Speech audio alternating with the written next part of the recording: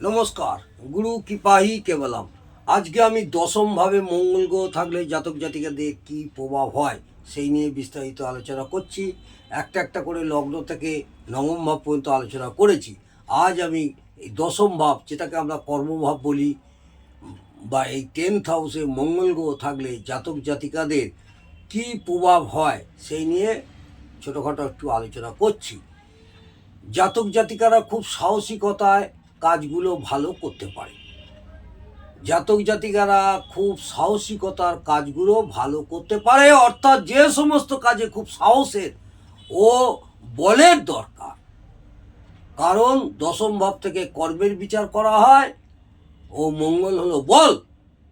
দশম ভাব থেকে কর্মের বিচার করা হয়, মঙ্গল হলো বল এবং সাহসের কারক গ্রহ। মঙ্গল হচ্ছে সাহসের কারক গ্রহ। এরা কর্মজীবনে কর্মের দ্বারা অনেক উন্নতি লাভ করতে পারে। এইসব জাতক জাতিকারা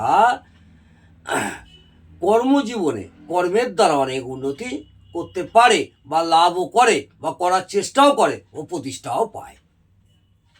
যে সমস্ত কর্মের জায়গাগুলো রক্ষকের ভূমিকা থাকে সেই সব কাজে এরা অসম্ভব রকমের পারদর্শী হয়। যেমন সৈন্য বিভাগ, পুলিশ বিভাগ, মিলিটারি বিভাগ, দেশ রক্ষা খাতিরে যে কোনো বিভাগ, জমি জায়গা সংক্রান্ত কর্ম বিভাগে এরা কর্মরত হয়। কারণ মঙ্গল হলো জমি কারক গ্রহ ও দশম ভাব হলো কর্ম। এরা পুত্র বিভাগে পাবলিক ওয়ার্কস ডিপার্টমেন্ট যেটাকে বলা হয় কর্মরতও হয়। এদের কর্মজীবন খুব একটা শান্তিপূর্ণ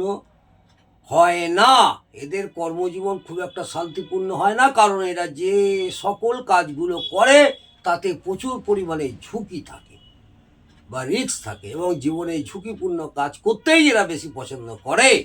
এইসব জাতক জাতিকারা ঝুঁকিপূর্ণ কাজ করতেই পছন্দ করে।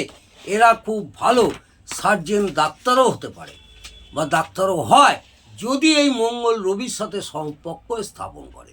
যদি এই মঙ্গল রবি একসঙ্গে সম্পর্ক স্থাপন করে, কারণ অপারেশনের জন্য ছুরি কাঁচি লাগে ও রক্তপাত ঘটে এবং রবি হলো জীবনীদায়ক গ্রহ ও মঙ্গল হলো ছুরি কাঁচি ও রক্তের কারক গ্রহ। এটা মাথায় রাখবে। এই মঙ্গলের সাথে বুধের সম্পর্ক স্থাপন হলে ভালো টাইপরাইটার হয়, কারণ বুধ হলো ছাপা ও মঙ্গল হলো মেশিন। এই মঙ্গলের সাথে শুক্র চন্দ্রের সম্পর্ক স্থাপন হলে ভালো দর্জির কাজ হয়, কারণ মঙ্গল হলো মেশিন ও কাটিং, শুক্র হলো ডিজাইন, চন্দ্র হলো সুতো বা কাপড়। এই মঙ্গলের সাথে রবি ও চন্দ্রের সম্পর্ক হলে দমকল বিভাগে বা নেভিতে চাকরি হয়, আগুনের সাথে লড়াই ও প্রশাসনিক বিভাগ, এবং চন্দ্র হলো জল। কারণ রবি সরকারি বিভাগ ও মঙ্গল হলো আগুনের সাথে লড়াই ও প্রশাসনিক বিভাগ ও চন্দ্র হলো জল। এরা কর্মের ব্যাপারে প্রচুর পরিমাণে উদ্যমী হয়। এরা খুব ভালো ব্যবসায়ীও হয় ও ব্যবসা করে খুব উন্নতি করে, কারণ ব্যবসা করতে গেলে প্রচুর ঝুঁকি লাগে ও প্রচুর পরিশ্রম করতে হয়। এদের তামার জিনিসপত্র সংক্রান্ত ব্যবসা খুব ভালো হয় যদি এই মঙ্গল রবির সাথে সম্পর্ক স্থাপন করে, কারণ মঙ্গল ও রবি তামার কারক গ্রহ। অস্ত্র তৈরি বা গোলা বারুদের কাজে নিযুক্ত থাকে,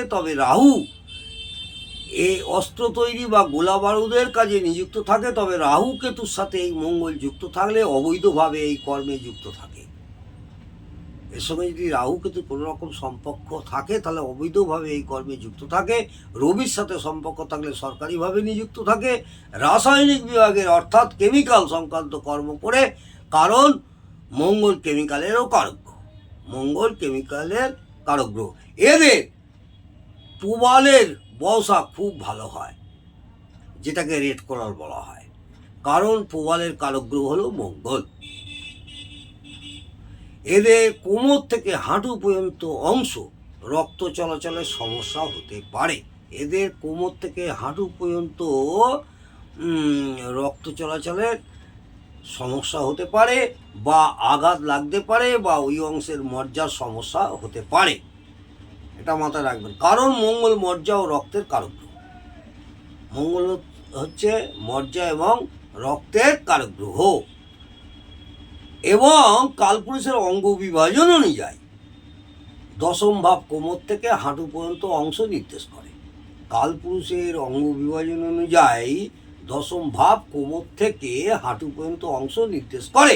আবার শনির সাথে সম্পর্ক স্থাপন হলে এই সব জাতক জাতিকাদের মঙ্গল গ্রহ যদি শনির সঙ্গে স্থাপন করে, তাহলে হাঁটুর মালাই চাকির হাড় ভাঙতে পারে এবং সেটা অপারেশন হতে পারে, কারণ মঙ্গল অপারেশনের কারক গ্রহ, শনি হলো হাড়।